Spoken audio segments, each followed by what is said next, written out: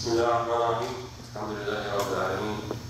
اللهم صل وسلم وبارك على المبعوث رحمة للعالمين سيدنا وحبيبنا مولانا وقرة أعيننا سيدنا محمد وعلى آله وأزواجه وذرياته ومن اهتدى بهديه يوم الدين وبعد. So I'd like to first express my honor and gratitude that I've been invited to address you all here today on what is a day off for many of you, beginning of your weekend. A lot of college basketball going on right now, I think on TV. But nevertheless, you came out here to learn something about, hopefully, the book of Allah subhanahu wa ta'ala, the Quran, as articulated by one of the great men and scholars of Islam, Imam Muhammad al-Ghazali, So what I plan to do today, this afternoon, I'm going to talk a little bit about Imam al-Ghazali in the beginning, and about his contributions and his methodology. And then after that, we will go into some parts of the book, which is called Jawahir al-Quran wa in Arabic. So the jewels and rubies, or jewels and pearls of the Quran. And it has been translated into English. This is the one I'm aware of, done by Lala Akhtiyar, and the series editor was Dr. Sayyid Hussein Nasr. There might be other translations out there, but this is one I think you can find on Amazon. And I'll talk a little bit about the structure of the book and so forth before I get into it. And some of you, this particular style, you might say, why are you reading the book? Why can't we just, present a presentation or go about it in a lecture style and things like this? And I think it's important for us to be aware of other ways or the methodology by which this great deen was and continues to be transmitted. Islam is an inherited tradition, which means that it requires the memorization, not just the memorization of the nusus, of the books themselves, but the faithful transmission from one generation to the next. This concept is known as isnad. And many of the great ulama, amongst them Abdullah ibn Mubarak, is reported to have said, al-isnad min ad-din. إنما الإسناد من الدين. ولولا الإسناد لقال من شاء ما شاء. And if it was not for isnad, this idea of having one generation to the next transmitting this faithfully, then anyone can say anything. And so the idea of sanad, which literally means that's what you lean upon. So for our deen, we lean upon the faithful transmission of the understanding of this deen from one generation to the next. And I can say with full certainty, no doubt about it, that all of those who speak in the name of Islam, right, but do so in a manner that disparages Islam or destroys Islam from within, don't have Islam. They don't have teachers. They don't have people that they faithfully transmitted from one generation to the next. In fact, many of them will say that there was a period of time when the Senate was munqata', that there was a complete cut-off from periods of hundreds of years where there were no real Muslims on the face of the earth. And now all of a sudden here we are 300, 400, 500 years later, and these people and their groups, they're the ones who understand Islam. So the background and the forerunners of groups like ISIS, groups like Boko Haram, groups like Al-Shabaab in Somalia and so forth, and the many others, they don't have Islam. They don't have teachers. Their teachers are not real teachers. They don't have a Senate going back to any of our great scholars or to the Prophet. All they have are the nusus, which is the nusus of the Quran and Sunnah. We have the Quran, we have the Hadith. But reading the Quran and Hadith alone, without having sanad, without having the proper methodologies, rather than lead you to guidance, will lead you astray, right? Because as Imam Ghazali points out, and he will point out, and we'll talk about it later in the book, when you approach the Quran, right, it's actually what you get out of it will be a reflection of what's already in here. So if you approach the Quran with a diseased heart, with doubts, with a personal agenda, you're looking for certain results by reading it, then you may not benefit at all from reading the Quran. You may not understand the Quran at all. You may not be able to make, heads or tails of the Quran because you're sick in here. And so the meanings of the Quran, they want to penetrate a heart that is ready for acceptance of those meanings. And if the heart is not ready for it, then it will find itself not being able to make anything out of it, and then it may even, say things about the Quran that are patently untrue. That's why for many people, if they are sort of newly committed to Islam or recommitting themselves after an absence, the Quran may not be the first thing they need to go to, right? Because the Quran, as Imam Ghazali says here, it's jawahir, it's halawa, right? It's sweetness, it's imbibing virtuous ideas, thoughts, ruhaniyat, right? Spiritual realizations into one.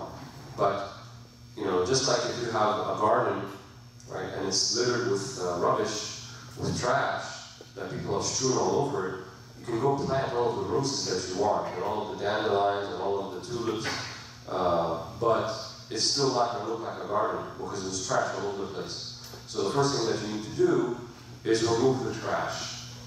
Once you remove the trash, you remove the rubbish, right, and it's a clean slate, so to speak, then you can plant your seeds, right? And so the Quran is like, germinating it and planting it with seeds. But you need to remove the rubbish first, right? And this deen is predicated on two major types of ibadah, right? We have ibadah al-fi'al and ibadah al-tark. In other words, we have an ibadah or worship of things that we do.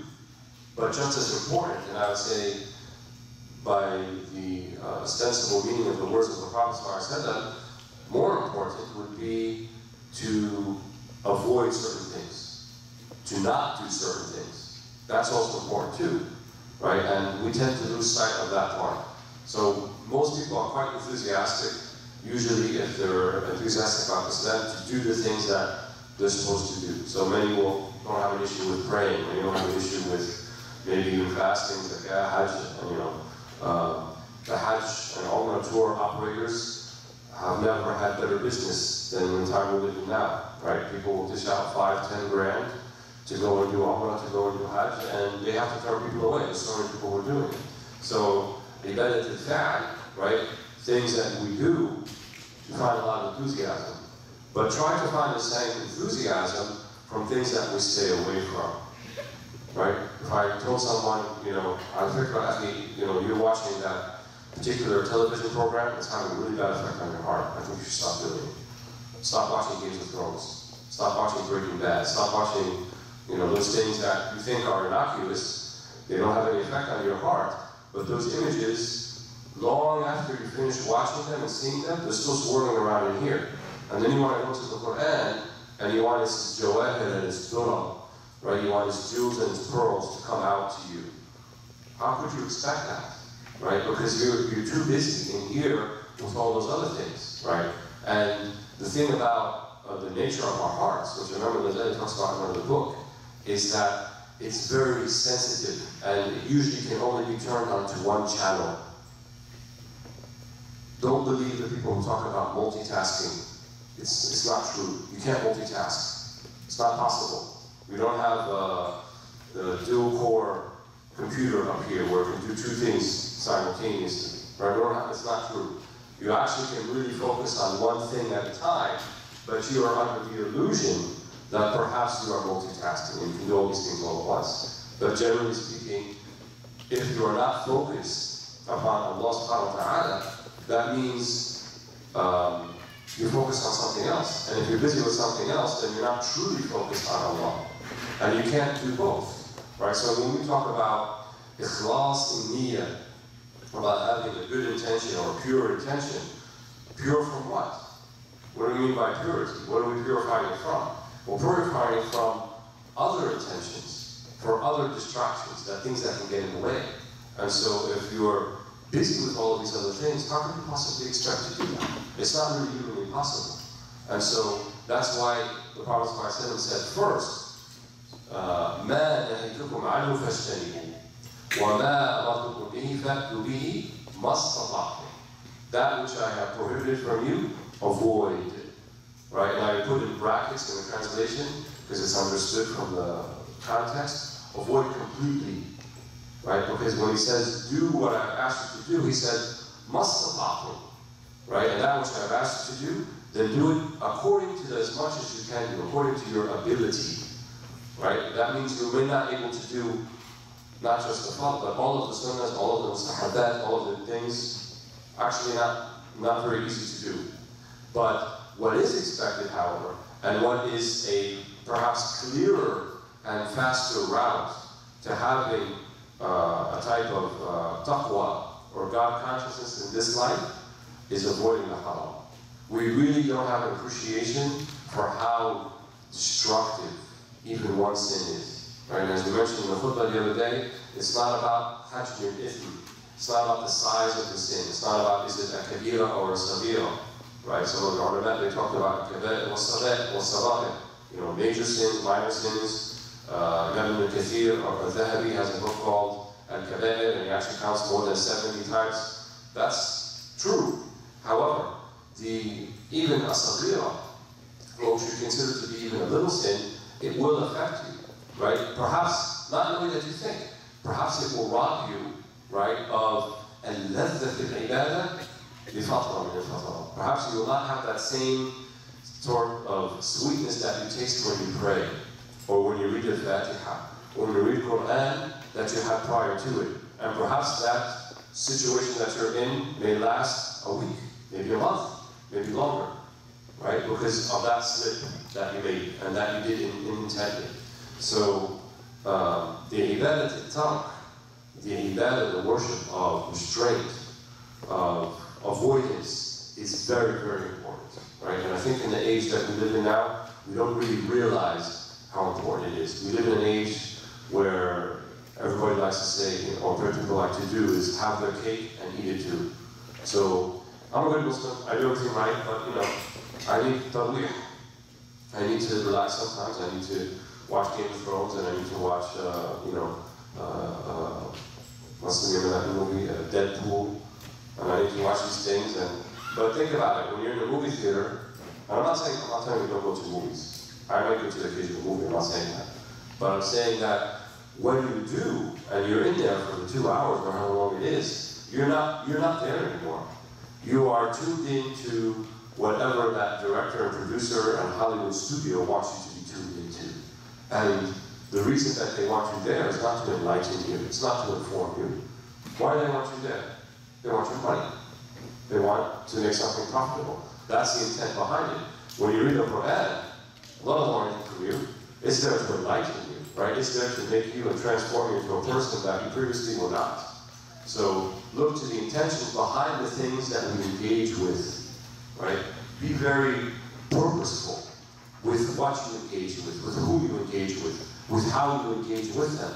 Right? Because Islam is not just a sum of its rituals. Islam is not just the 5 prayers. Right? The hadith doesn't say al-Islamu al-Arkan al-Khams. It says Buniya al-Islamu al-Khams. Islam has been built upon 5. So its pillars are 5.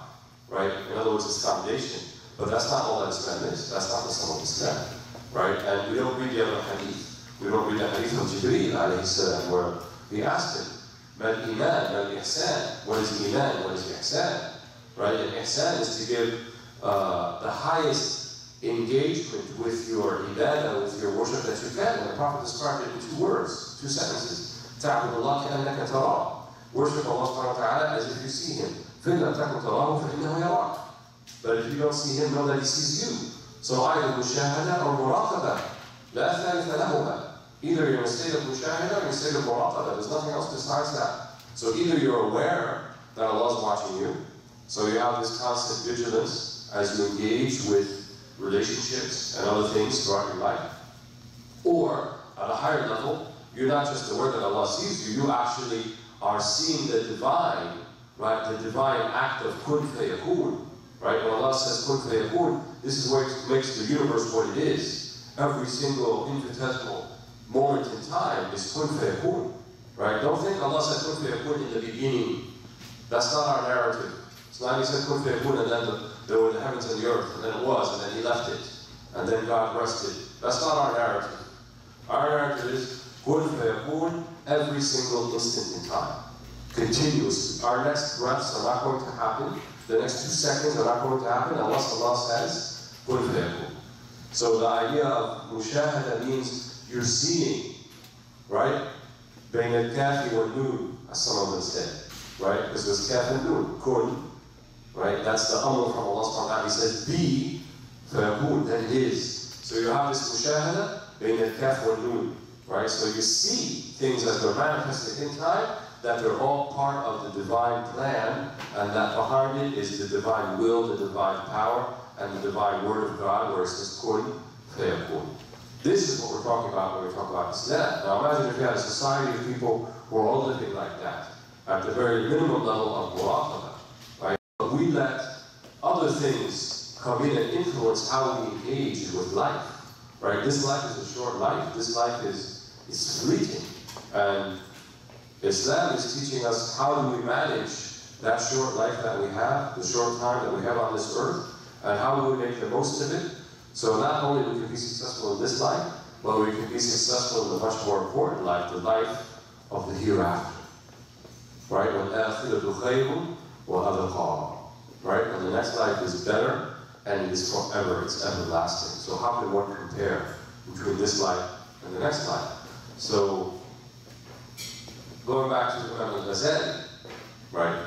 Some people might say, why aren't we reading the Quran directly? Why don't we read the Hadith, for example? What do we need these scholars after the Prophet ﷺ, right? If the Quran has everything in it that's there, that we're supposed to know, and the Sunnah of the Prophet ﷺ can be gleaned from the Hadith, so what is this whole thing, ulama and turath, right? Turath is the word that we use to indicate the scholarly writings and tradition that came after the companions' generation. What do we need that for? Let's go back to what I said in the beginning.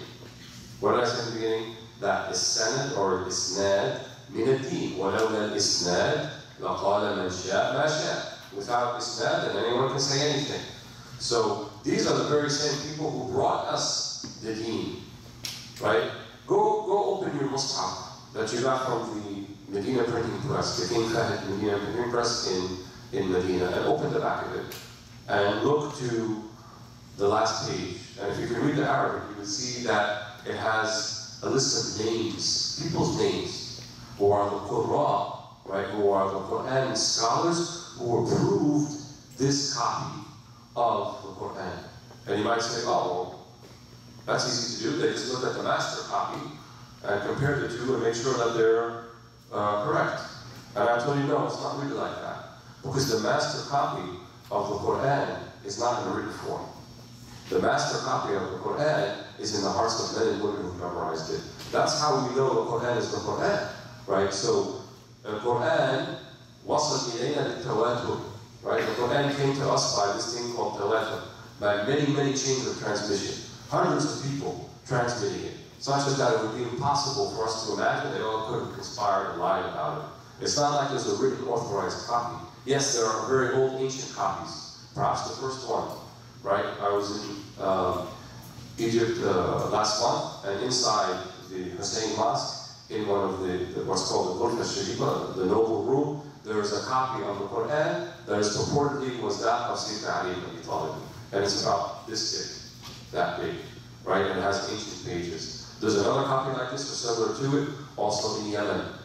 Also said to be one of the original Uthmani copies of the Mus'haf of the Quran. However, that is not what makes the Quran authoritative for us. Indeed, there's mutabaqa, right? They match.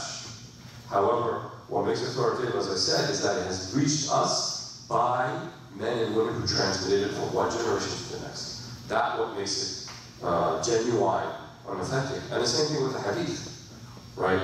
Even after Imam Bukhari, what Imam Bukhari did, Imam Muslim, is that he gathered all of these hadith and they sort of what we call canonized it. They put it into sort of single volumes. They put subject headings and organized it. However, how did they get those hadith? They actually went and talked to the people who transmitted these hadith, right? And we're talking hundreds of thousands of hadith. So Imam Bukhari had access to over 1 million hadith.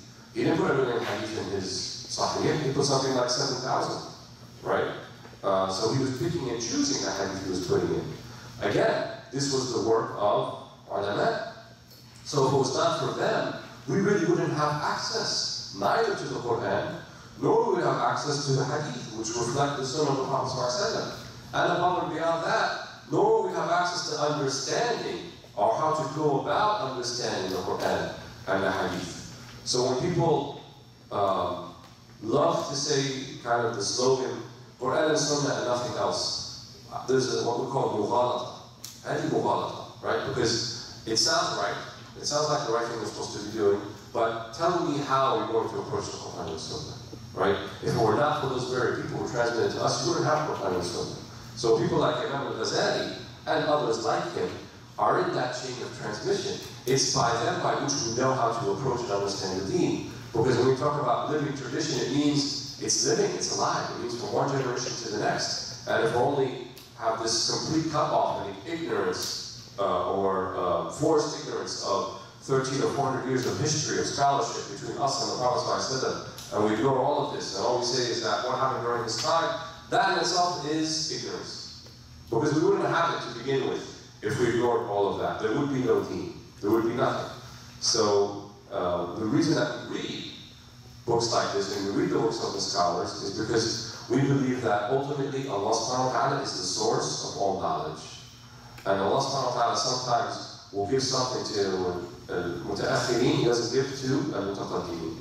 Sometimes He'll give something to people who came later that He didn't give to people who came earlier. Perhaps there are insights, right? There are ways that meanings are articulated that Imam al-Ghazali was able to do that others before him were not, right? Just look at ourselves. If you have children, if you have grandchildren, the way that you speak to them, more than likely than not, is different than the way that your parents spoke to you. Why? Because times change, circumstances change. You moved to America, maybe you came from Pakistan, you came from Egypt, you came from Morocco, maybe you were born here, maybe you weren't, it doesn't matter.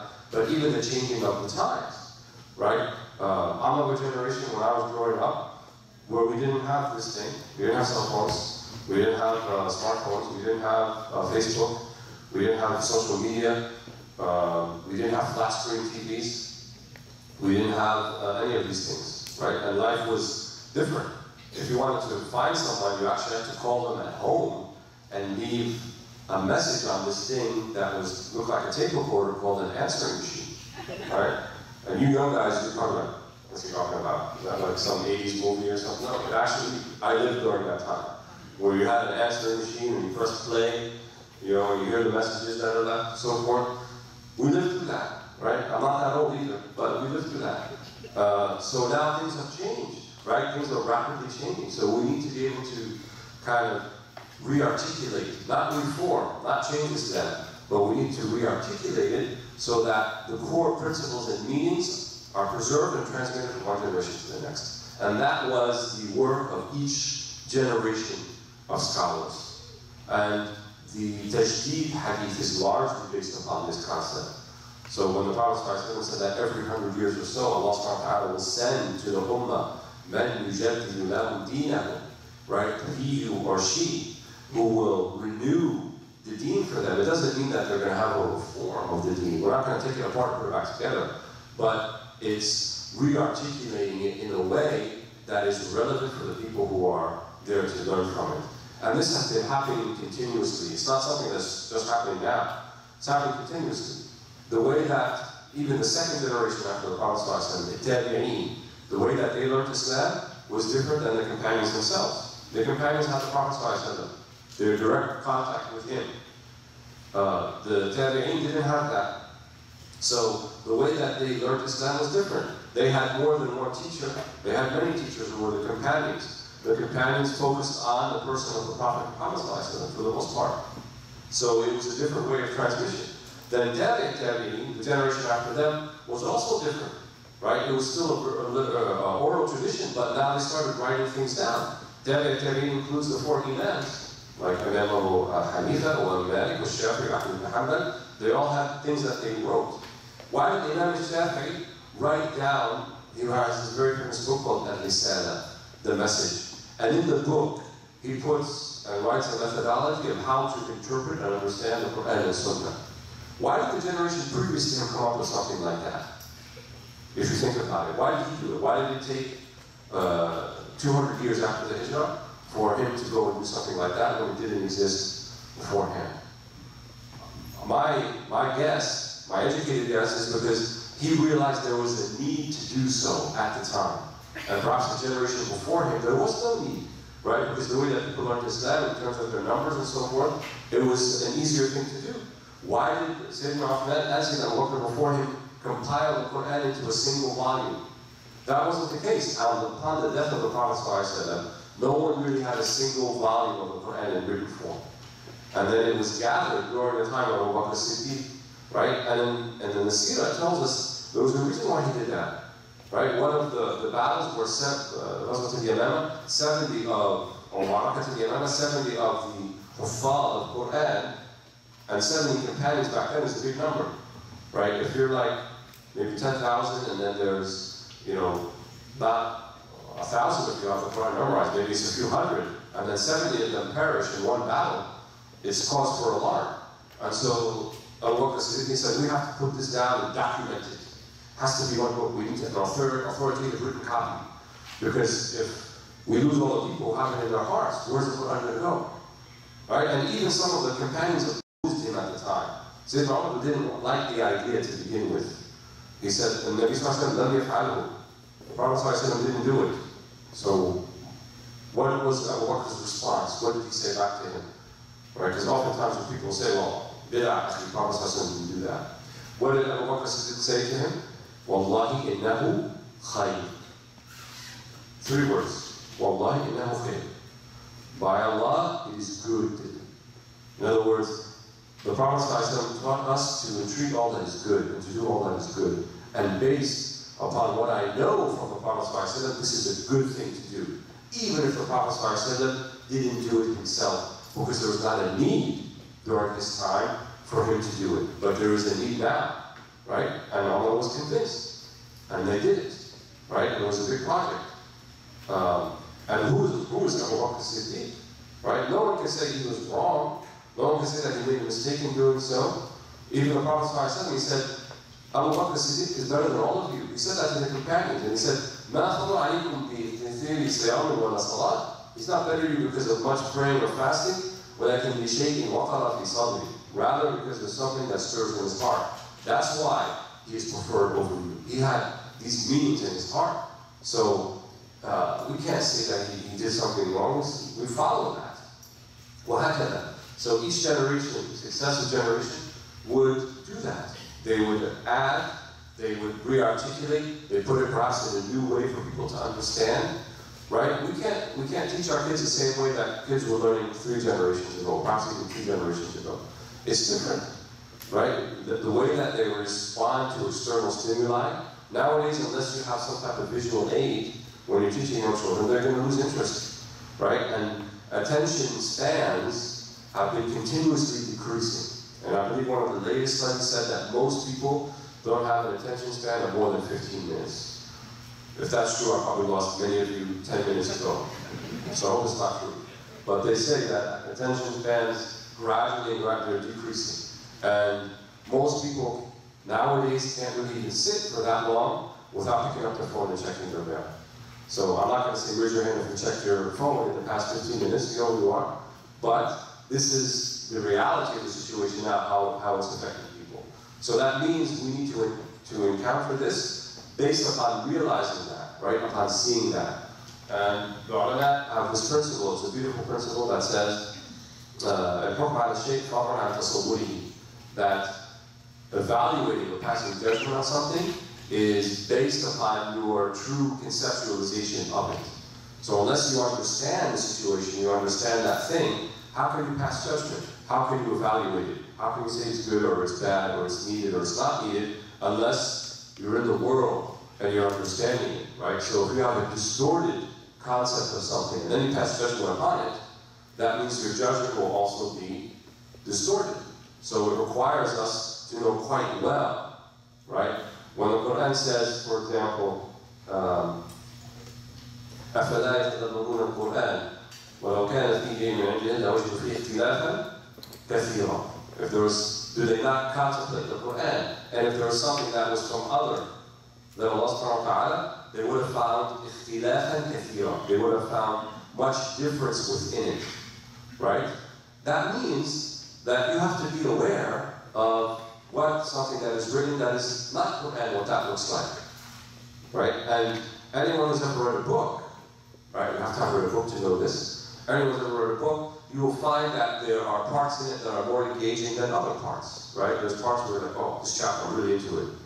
And then you get to the next chapter and you're like, well, it's not as interesting as the previous one, and so forth. So this thing called tafawut ikhtilaf, right? In terms of its level of engagement that you have with it, there will be ikhtilaf.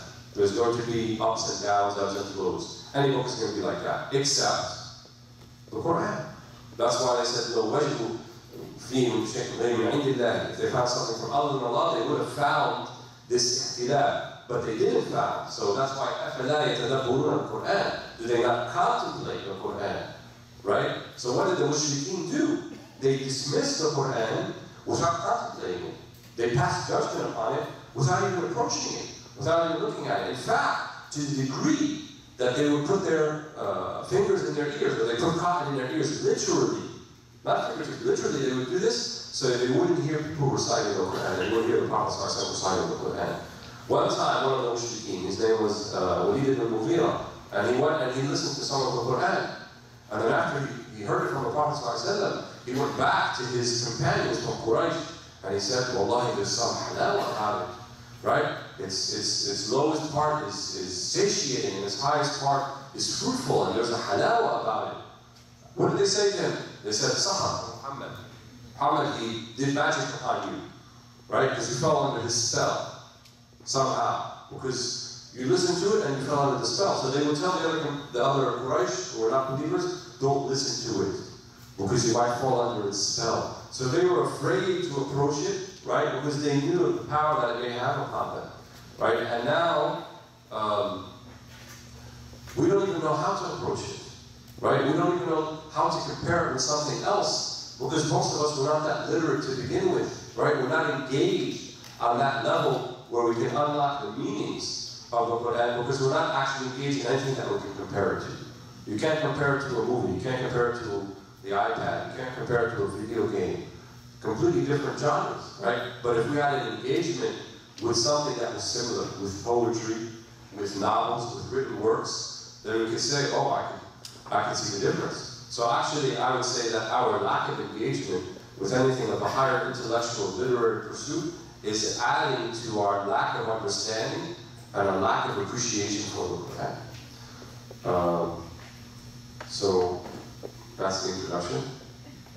Now we'll move on to what time until we have to the first break? 3:15. 3:15? Okay. So Imam al-Ghazali lived in a time which was the turn of the first millennium. He lived in what is now modern-day Iran, in a city called Tus, and he was orphaned at a young age, him and his brother. His name was Ahmed, and his father was a wool spinner. Back then, you couldn't go to Dillard's or Sears or wherever people buy their clothes. You actually have to go to an artisan, a craftsman, who would spin. First take the wool and spin it, and you get cloth from that person, and then you take the cloth to a terzi, or the tailor, and then the tailor would make it into whatever garment that you wanted to be made into. So there was kind of an economy based upon this sort of handmade stuff, artistry, craftsmanship. So that's what he did. He wasn't very rich, he didn't have a lot of wealth, but one of the things that he did, his wasiyah, his will, is that he willed some money to his 2 boys, and there was another man who was a companion of his father, and he said, you know, after I die, I want you to take care of them, and I want to make sure that they learn the deen right. They learn Islam correctly. And so Ghazali's father passed away, and for a while, this other man was taking care of them, but then the money ran out. So he had no more means by which to spend them on these 2 young boys. So then they got the idea to leave Tunis and then go to Nishapur, which is also a city in modern-day Iran. And from there, they began to, they went into one of what's called the Nizamiya, one of the schools that was established. And these Islamic madrasas or schools were the first that were established ever. The first Islamic schools, proper schools that were buildings by themselves and had their own separate endowments and so forth, happened during the time of this, the ruler called Nizam al-Mulk. When Iran, Persia and so forth were still under the auspices of the Baghdad Caliphate of the Abbasids. So he went and learned there and stayed there for a while, after which he went to the main school in Nizamiya in Baghdad, right? And at this point, he was well established himself. He was quite a teacher himself, and he was invited to teach there, and he began to teach there, and soon he became the most well-known lecturer and teacher in all of the Caliphate, in all of the Abbasid Caliphate. So people would come far and wide to learn from him. So basically, Imam Ghazali at that point had everything that you would think a young scholar would want. He has a large audience, people are interested in what he has to say, he has the respect and admiration of the rulers. In terms of dunya, everything seems to be going right. What more can you want? However, Imam Ghazali at this point was feeling, and it was a growing feeling within him, a type of spiritual crisis where he felt somehow this whole setup is not right. Somehow the way I'm living my life is not right. Somehow I'm not penetrating and reaching the meanings that I should be finding in my life. Even though in terms of material success, he had everything. Until the crisis deepened and deepened and deepened, until one day he goes to teach. And in Nizamiya, he's unable to speak. He can't say a word. He couldn't say a word. Completely blank. You know, it's like everything that he knew wasn't there anymore. He completely drew a blank. So then he realized what he had to do. And he had to find his own path, outside of the distraction of all of the dunya that was around him, even though it was dunya in the form of deen. So he, ostensibly, he went to the Nizam ruler, he told him, I need to go to Hajj and Umrah, but inside, he really wasn't intending on coming back. So indeed, he goes to Hajj and he goes to Umrah, but first he goes to Jerusalem, and then he spends 10 years in Damascus, in the Umayyad Mosque.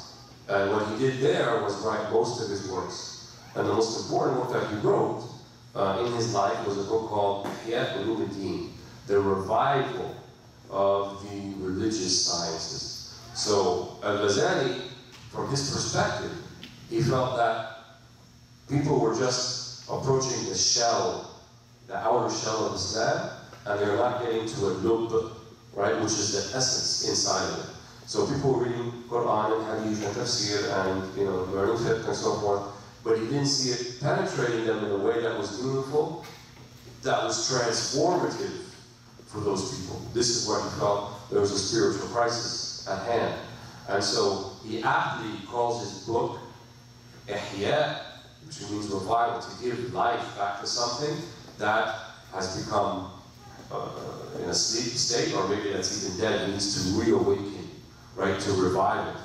And so he predicated his book and all of his works basically on the idea that if you stop at the dhawahir, at the outer shell of things, and you never go beyond that and penetrate it, then it's like you've gone nowhere, right? Because even though we're living in alam shahada, this world we're living in, it's referred to in the Quran as alam shahada, the world that is witnessed. In other words, we can observe it, we can see it. Allah subhanahu wa ta'ala has endowed us with physical faculties, right? Our seeing, our hearing, our smell, our taste, our touch, 5 senses, by which we can perceive عالم الشهادة, when you can perceive the world, right, as it is. I can touch this table, I can feel it. I can feel if it's coarse, if it's fine. I can see, you know, maybe a few hundred feet or a few hundred yards in either direction.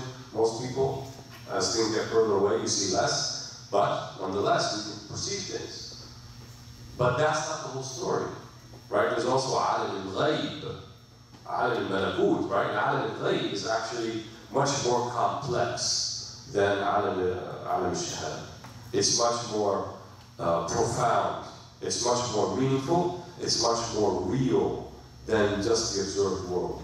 So if we stop at just the observed world and we don't go beyond that, and we don't unlock some of the secrets of the non-observed world, عالم الغيب, the hidden world, then it's like we don't see anything. Why? Because Allah subhanahu wa ta'ala, we don't say He's part of any world, but the more meaningful things about the divine attributes and the divine realizations are not happening in Alam al-Shahada, right? The angels, the Bayt al-Ma'mur, heaven and paradise and hellfire, all of these things are not part of Alam al-Shahada. They're part of Alam al-Ghayb. And one of the first verses in the Quran, in Surah Al-Baqarah, الَّذِينَ يُؤْمِنُونَ بِالْغَيْبِ وَيُقِيمُونَ الصَّلَاةَ. So even that which they do in Alam al-Shahada, which is to establish the prayer, that comes after al-Iman bil-Ghayb. Why would you pray unless you believe there's something beyond what you observe? Beyond what you can see. Who and what are you praying to? You don't believe there's a supreme deity being out there that you can't perceive with your eyes. But you can see, you can't perceive with the eyes of your head, but you can perceive with the eyes of your heart.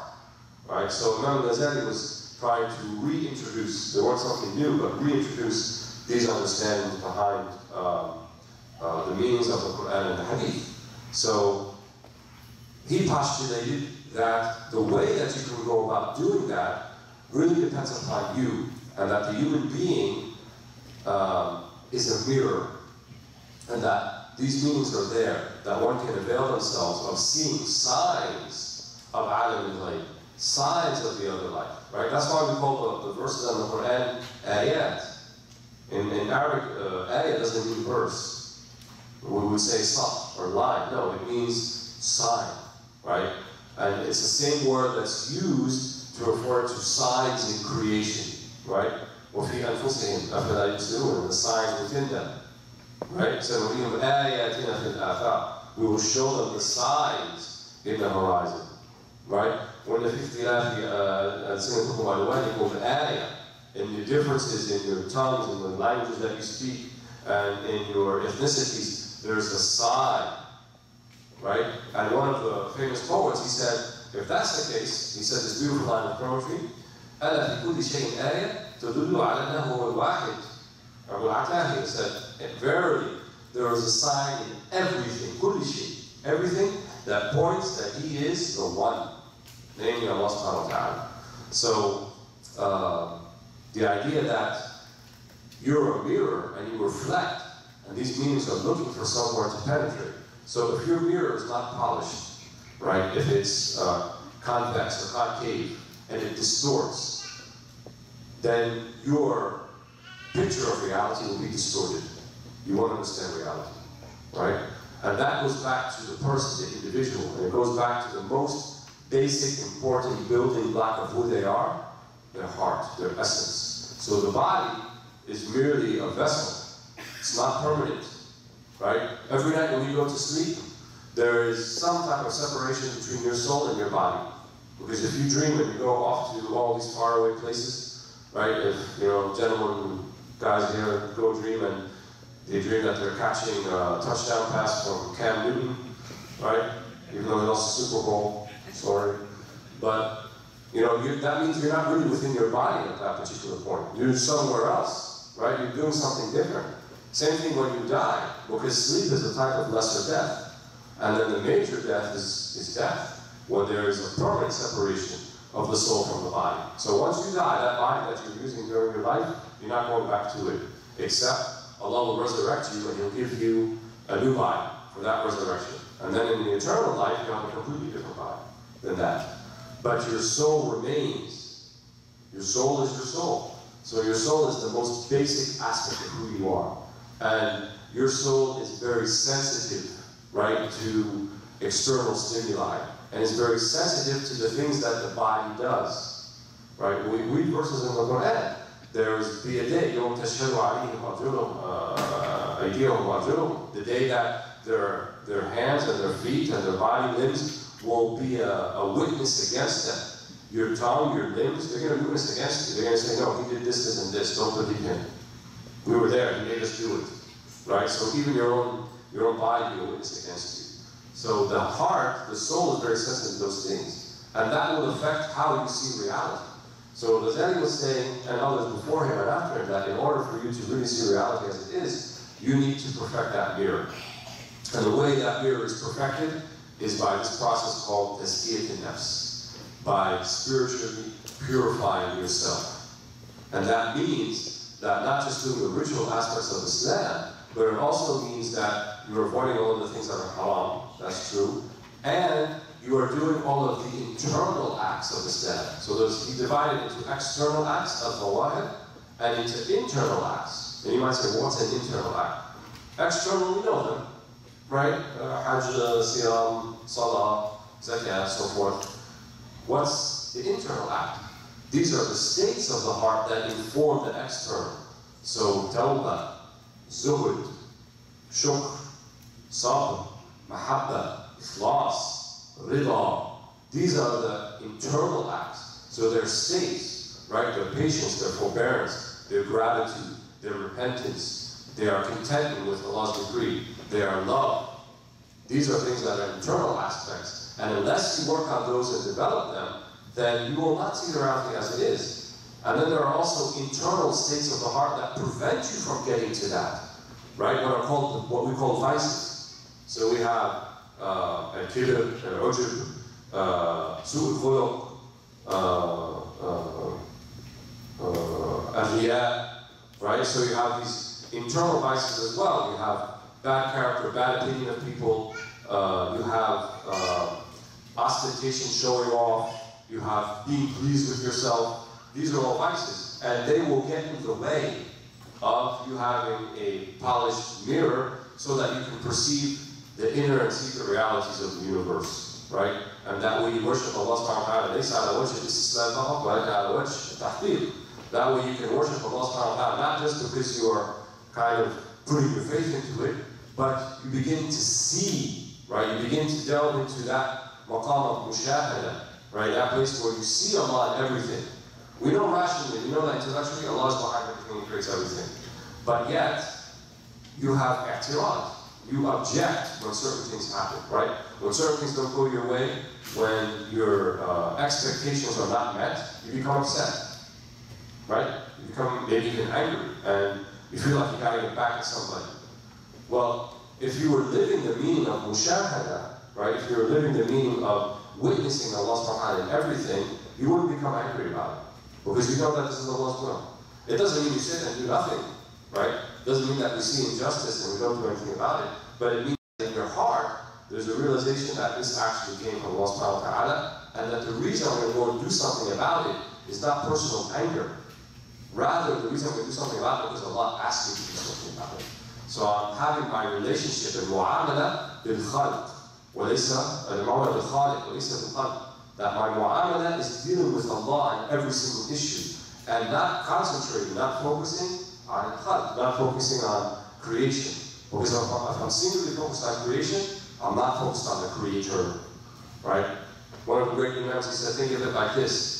If you walk outside this door and then you see like a stray dog, and you throw a rock at it, right? More than likely, the dog will go running after the rock, because he thinks that's what hurt him. You probably won't go running after you. Why? Because that's the level of his comprehension. He doesn't see what's behind it. So when we figuratively or proverbially go running after the rocks that are thrown at us, we're not seeing what's behind it, namely Allah subhanahu wa ta'ala. Maybe he's trying to deliver a message to you. Maybe there's something he's trying to wake you up to. Maybe it's a type of alarm. It's what we call, Ghazali and others, tanbih, right? And even alarm in Arabic, alarm clock, they call it munabbih. Right, the thing that wakes you up, the thing that like jostles you a little bit and says, wake up. Right, the path that you're on, the way that you're going, it's not the best path that you can pursue. So think about it and do something else. And then your life And the way that you engage with your circumstances, with things that happen to you, will be entirely different, will be changed. Right? The Prophet said, إِنَّمَا الصَّبْرُ عَنْ الصَّدْمَةِ الْأُولَى. That patience is really shown at the initial shock. Right? When you get shocking news, a death in the family of someone close, or someone totaled your car while it's in the parking lot, something shocking. What's your initial reaction? Right? Your initial reaction is who you are. And if your initial reaction is إِنَّا لِلَّهِ وَإِنَّا إِلَيْهِ رَاجِعُونَ, that you think of Allah, right? الَّذِينَ إِذَا أَصَابَتْهُمْ مُصِيبَةٌ قَالُوا إِنَّا لِلَّهِ وَإِنَّا إِلَيْهِ رَاجِعُونَ أُولَٰئِكَ عَلَيْهِمْ صَلَوَاتٌ مِّن رَّبِّهِمْ وَرَحْمَةٌ وَأُولَٰئِكَ هُمُ الْمُهْتَدُونَ. Right? The ones who say, when that calamity comes about, إِنَّا لِلَّهِ, we are for Allah, and we are returning to Allah. Not that we will return. Sometimes people translate as we will return. No, we are returning. It's already happening. The moment that you were born, the moment you came out of your mother's womb, you're returning to Allah subhanahu wa ta'ala. The process already is in motion. Where you will die, how you will die, when it will happen, how long you're going to live, children you're going to have, children that you'll not have, all of that is known by Allah subhanahu wa ta'ala. So from the divine perspective, we're all on our way there. Right? That's why the Quran says, إِنَّكَ مَيِّتٌ وَإِنَّهُمْ مَيِّتُونَ. Right? And the word mayyit in Arabic doesn't mean you are dead, it means you are dying. So literally we're all dying because that's where we're headed. Right? Unlike the next life, where there's no death. But in this life, we're all dying people. So that's where we're headed. So sabr, right, which is a meaning of the heart, can be truly demonstrated when you get the initial shock. How do you react? Or do you say to yourself, who did this? I gotta find him, I'm gonna take care of him, I'm gonna do this, and you become angry and violent. That means that the sabr hasn't really taken hold in your heart. It's still not mutamakkin, right? It's not firm in there. But when you say about the initial shock, alhamdulillah, this is, not happy about it, but inshallah, whole khair. Right? Inshallah is good because Allah, this is what He wanted, there's nothing to do about it, things like this. Then that's the measure of the mu'min, right? That's the measure of the believer. Not how many rak'ahs that they pray per se outside of the 5 prayers, not how much they fast, not how much they give in zakat and sadaqah. That's all good, but that's not necessarily a measure of what's going on here. Because those things, right, there's a health for the nafs. And remember, he talks about this in his chapters about showing off, that some good deeds won't be pure because you get something out of it, besides pleasing Allah. So, people like to be seen as pious people. So you may pray extra rak'ahs in the masjid because you want people to think you're a good person. Or you may give a lot of money in charity because you want people to think that you're a good, generous person, and so forth. So we say there's hadlness. There's something for the ego in it. But when the calamity happens, right, and you get the initial shock, there's not much for the ego there, right, at all. So that would be more of a measure. And so the Prophet ﷺ was making these things more of a measure. And you'll find, when he talks about what's the measure of a person, he often refers to them in those terms, right? He says, خَيْرُكُمْ خَيْرُكُمْ لِأَهْلِي وَأَنَا خَيْرُكُمْ لِأَهْلِي. The best of you are the ones who are best to their families or their wives, and I'm the best to my family. Why? Because there's not a lot of ego in there either, right? You can be, no offense to the imam, you can be imam sahib in the masjid and this great pious guy and everybody loves you, but then you go home and you're like a tyrant in the house. And nobody sees that, right? But the Prophet ﷺ didn't say how good you are in the masjid. He didn't say how you look at the masjid. He said, how are you at home? Nobody else sees you, right? When people don't have access to this, that's the measure of who you are. That's the measure of how much of a believer you are. Not what you do in front of everybody, right? That's why he said, خَيْرُ الصَّلَوَاتِ فِي الْبَيْتِ إِلَّا الْمَكْتُوبَاتِ, that the best prayers are the ones done at home, except the 5 prayers. Why? Because it's further away from ostentation, it's further away from showing off from people. So we'll stop here, inshallah, and in the next session after our mini break, we will begin with the book, Alhamdulillah.